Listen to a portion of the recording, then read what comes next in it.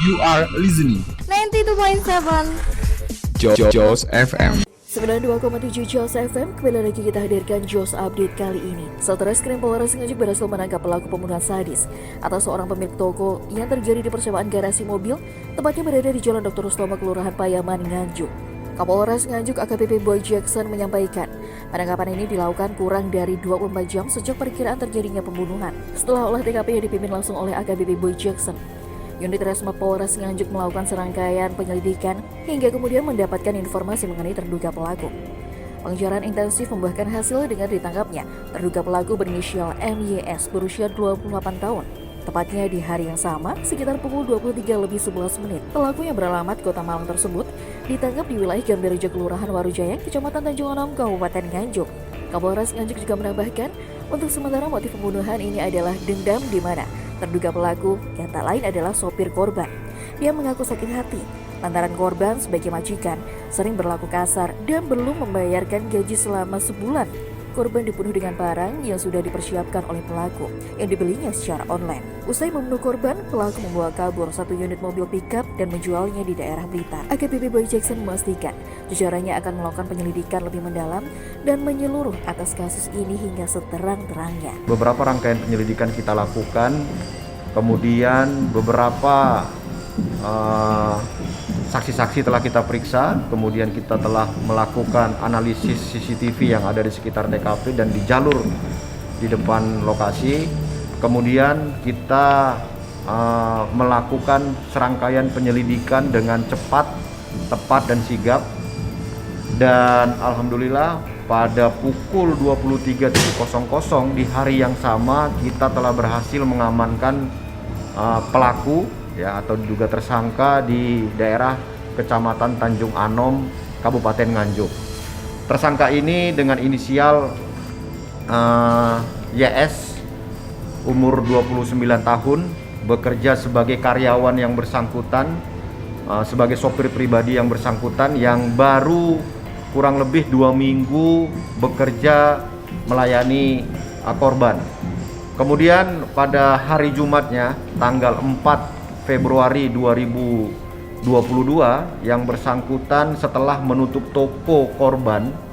Jadi korban ini merupakan pengusaha spring bed di Kabupaten Nganjuk, tepatnya di Jalan Ahmad Yani. Kemudian korban dan tersangka ingin memarkirkan kendaraannya di sewaan garasi di Jalan Dr. Sutomo, Kabupaten Nganjuk. Nah, pada saat masuk ke garasi tersebut langsung dieksekusi oleh si tersangka. Adapun alat yang digunakan adalah satu bilah parang, satu bilah parang yang dipesan yang bersangkutan secara online. Secara online, kemudian dikirim secara COD, itulah alat yang digunakan. Kemudian setelah yang bersangkutan melakukan pembunuhan terhadap korban, tersangka kembali ke tokonya, kembali ke toko milik korban yang kuncinya ada di saku korban. Kemudian di dalam rumah korban mengambil harta, tersangka mengambil harta korban yang berada di dalam kamar, sehingga ada cercakan darah yang tercecer di spray kamar korban. Itu kami jadikan sebagai barang bukti kami yang saat ini sudah kami kirimkan ke lapor untuk mengidentikan dengan jenis darah korban.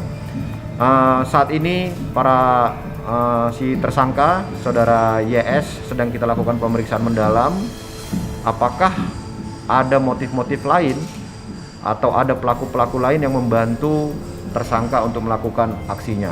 Hasil pemeriksaan sementara, motif pelaku yaitu adanya rasa sakit hati, ingin balas dendam karena perlakuan dari korban yang kurang kooperatif atau sering memarah-marahi korban, kemudian sering menyuruh korban bekerja sampai larut malam, kemudian bahkan ada beberapa kewajiban korban seperti membayar gaji dan sejenisnya itu tidak dipenuhi oleh korban, sehingga korban pelaku merasa sakit hati terhadap korban. Jadi tentu saja jadi dari hasil pemeriksaan kita telah menetapkan pasal kepada si tersangka, pasal 340 pembunuhan berencana subsidiar 338 Junto 365 ayat 3 KUHP dengan ancaman hukuman 15 tahun bahkan seumur hidup.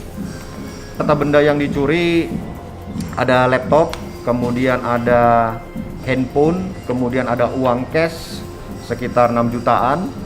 Kemudian mobil yang bersangkutan, mobil pickup yang bersangkutan dijual di daerah Blitar, dan hari ini baru saja saya mendapatkan laporan dari tim lapangan kita, operasional lapangan kita, bahwasanya mobil sudah didapatkan berikut dengan penadahnya, dijual dengan harga 14.500.000 dan uangnya juga sudah kita sita dari tangan tersangka.